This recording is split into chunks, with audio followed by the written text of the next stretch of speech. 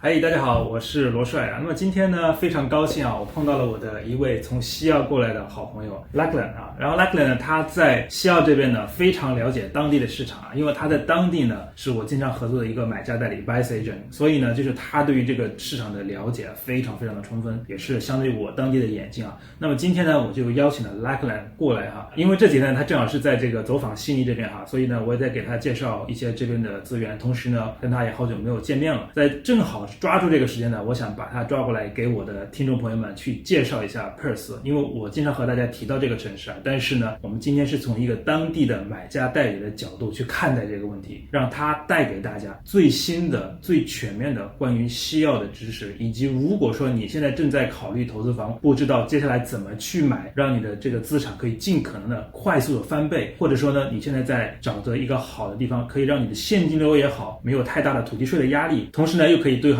这个通货膨胀，以及呢，将来可以有更快的一个财富的增长。那么西澳这个市场呢，一定不要错过。So hello, Lachlan. Shuai, thanks for having me. That's great. So it's very nice to have you today, Lachlan. Yes, and I know that you've been working in this real estate industry for such a long time, and you've been a valuer before, right? Yes, valuer at JLL for 8 years. Yeah.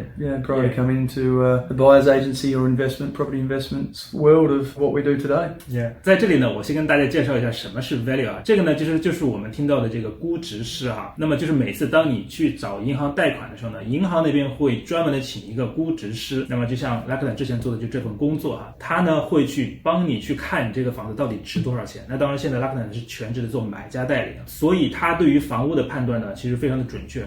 那像我们平常现在自己用的一个估价的系统呢，其实都是和它类似的，因为就是从估值师的角度看这个房子的价值才是最准确的。So Lachlan, can you just tell me a little bit more like why you actually started to be a buyer's agent? Yeah, I guess I got into it when I was in the valuation space. I was at Jones Lang LaSalle and I set up the advisory team there. Yep. As a valuer, often we get asked what things are worth and constantly getting asked for what things are worth. You know, I found that I quite enjoyed the advice when giving evaluations of how to add value, what things are worth, where the better pockets within suburbs lie or where the better suburbs within a particular market lie. So I enjoyed that. And being an investor myself, it was a natural progression. One thing is to understand how value is formed, how to create value and where to find points of difference in the market where you can exceed the overall arching market of a city or a regional area. So it was a natural progression. You sort of go where your passion is, and I've built out a substantial portfolio myself, and then being able to do that for friends and family, and then being able to do it for clients over the last 8 years has been really rewarding. That's great. So actually when I was talking to my audience quite often that when I made the first buyer's agent, that's my story, right? So the first buyer's agent actually is here, right? So the OG. So luckily is the first buyer's agent that I ever met that actually inspired me to become a buyer's agent. So thanks to Lachlan. So that's why actually today I'm so lucky to have Lachlan with me to actually interview him to understand about more WA market, right? So WA is actually a market that people quite often to talk about this moment. Like, how do you think about this market? Is this market really good at this moment? Yeah, well, to give you sort of a macro understanding, us as a business now, we track the top 30 population centres around Australia, and we make a call where clients should and shouldn't be investing. Like I said, we spend about $1 million a year on research to work out where we should and shouldn't be investing. Yeah. And those calls over the last decade have been right. We're buying in Sydney back post GFC when the market was flat. Everyone thought it was a bit concerning. 2008 to 2012, we're in Sydney and Melbourne, and then those markets did quite well. For the last 5 years, leading up to sort of 2022, end of 2022, we're buying heavily in Adelaide and Brisbane, and those markets did anywhere from 40 to 70% growth. And now our eyes have turned to WA, and it's not objective. Obviously, I'm Victorian, born and bred, but Western Australia, I've spent some time over there. That's where we've met, and it wasn't until we weren't confident in that market really until the last 18 months the data has really improved. So now the story for Western Australia is we see an opportunity in that market, arguably the best market in Australia at the moment, based on supply and demand fundamentals. I'm sure we talk about that all the time. That's right. What drives property prices is supply and demand. So from the demand side of the equation, we've got significant population growth. So a typical market for Perth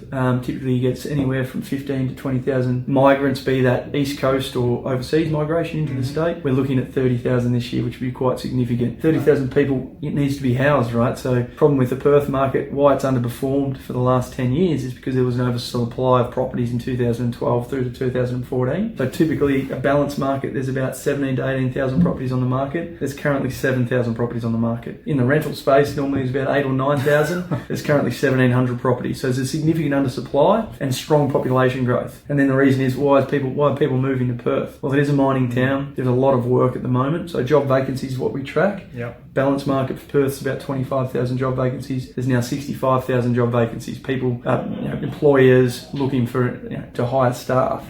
So there's such a shortage of staff nationally, but certainly more so in Perth where wages are higher. People fail to understand that Perth wages are the highest in the country with the exception of ACT. Yeah. So wage growth is high, particularly in the mining space. High-paying jobs is attracting overseas and East Coast talent. They get to WA, they need somewhere to live, be that rent or buy. It has an immediate impact on the property market. Yeah, I remember when I was in Perth, during those 2017, 18, that's pretty much the worst time in Perth, right? At that moment, actually, I do have a lot of friends that they just can't get a good job in WA. They want to move elsewhere.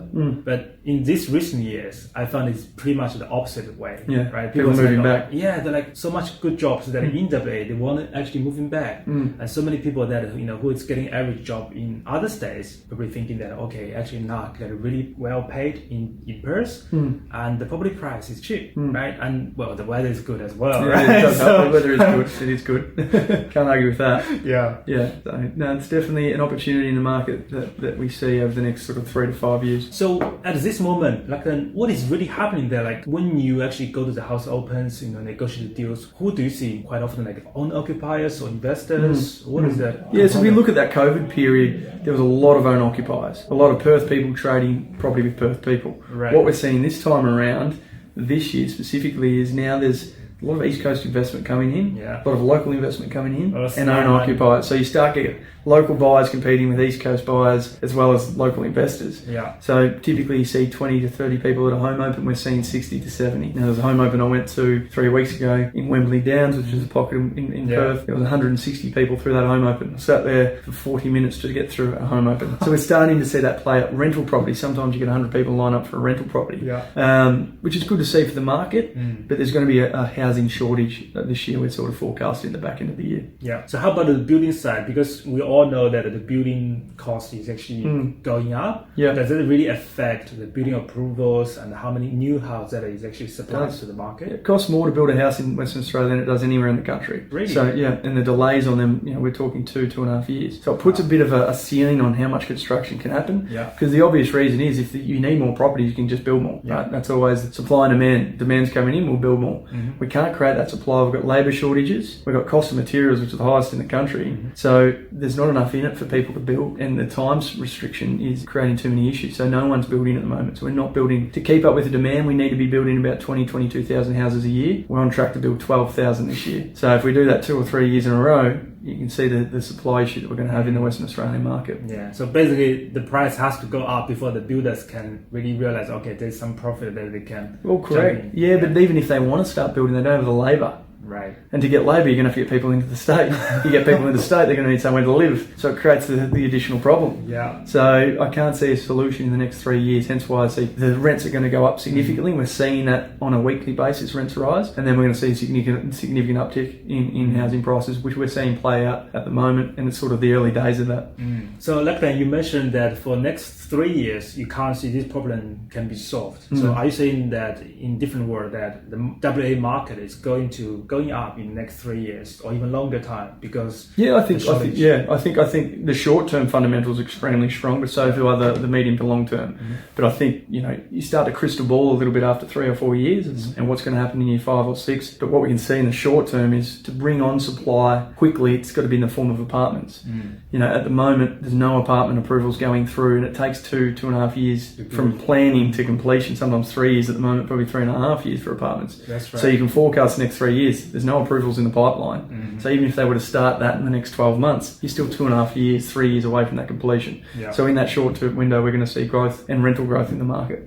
Like that, you mentioned about that, there's going to be a shortage on property. So what sort of property type that you would recommend, investors particularly to look into? Yep. No, we really like value add strategies. So we want to be buying in suburbs that are going to outperform the market, but then also we want the asset type that's going to outperform the market. So strong land value assets. We like established properties where we can add value, be that subdivision, development, renovation, or reconfiguration. So then you get the market growth of the suburb growth, but you also can then have the ability to add value to create some organic growth. So having those two things working together can give clients the best opportunity. And I think the real gap in the market is between unrenovated and renovated products. So you can pick things up at a discount if they need work, and add the value later on the piece once we see a sort of a reduction in construction costs.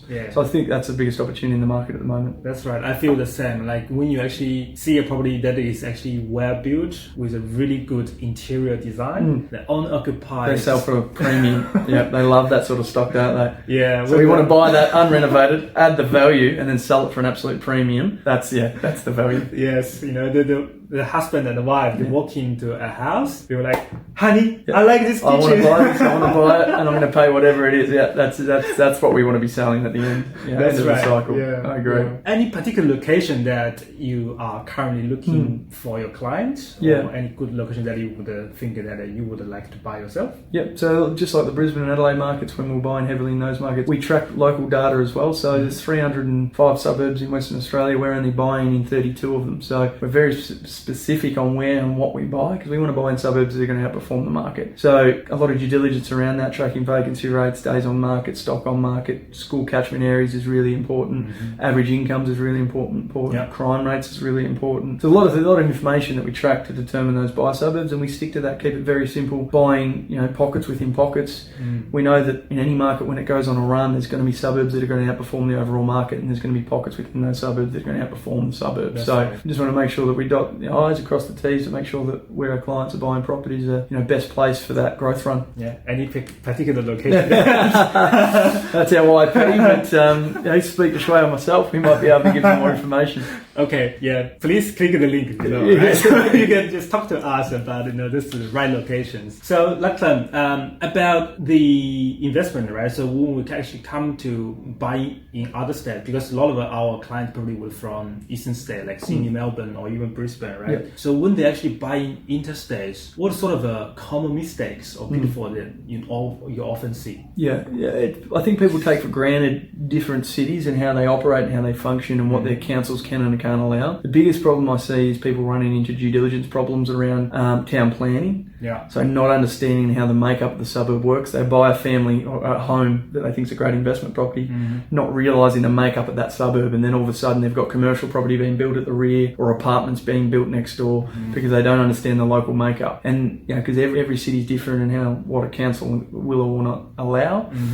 Some are macro policy, some are micro policy. Perth's very much micro policy, meaning that councils dictate what can and can't be done, not the overarching principle over the city. So that's probably the biggest mistake, not understanding the local landscape and then buying in a compromised area or buying a compromised asset. So is there any recommendation that you would like to give those investors who want to buy in Perth?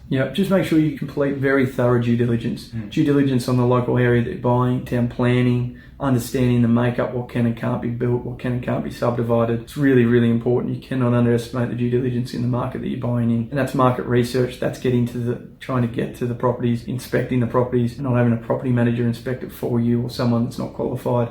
Making sure that we're actually completing very thorough due diligence.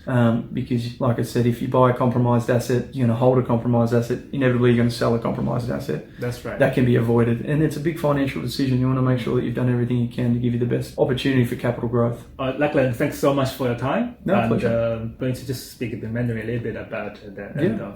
非常感谢大家今天的收听啊，因为时间的关系呢，今天节目就到此结束了。非常感谢 Lachlan 今天给我们带来关于 Perth 市场的最新的一个消息。如果大家有这方面的需求的话呢，欢迎在下面找到链接。和我预约1对1的咨询，好吗？那么这边呢，我可以给大家提供一些更详细的关于 Perth 的一些情况。当然，这个每一个投资人的情况都不一样哈，所以我们要根据你的情况给出一个更好的实际的建议。如果大家喜欢今天的视频的话，麻烦点赞并且订阅我们的频道。我是罗帅，带你用买家视角看澳洲地产和财富投资。